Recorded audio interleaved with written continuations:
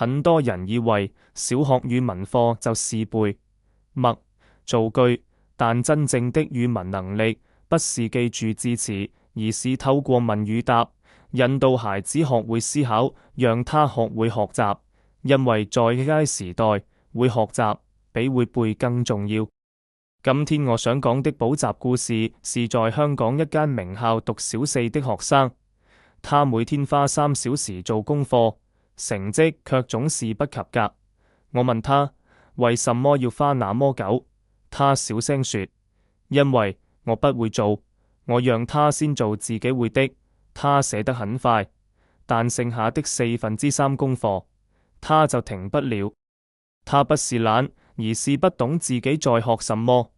我看了一下題目，主要是課文內容理解題，於是我用結構式提問問學生問題，讓他逐步理解課文內容，然後學生很容易做完大部分的題目。到了推理題，我看到3個填空中已經填寫了最後一個空格的答案。學生說這是老師提供的。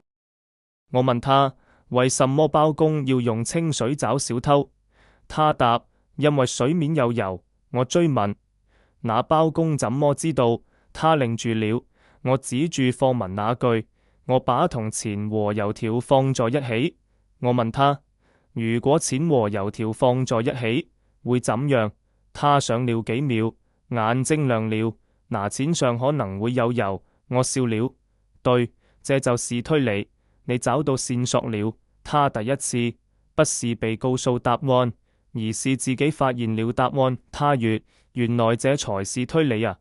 那一刻他真的在學習。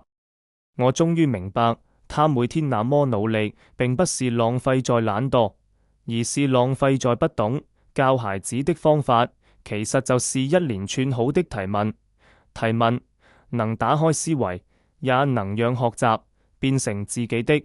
一旦引導孩子去思考、去推理，學習就不再是一場任務，而是一場探索。未來的教育不是老師教什麼，而是孩子如何學會思考。教育的第一性原理是學會學習。Future Learning Lab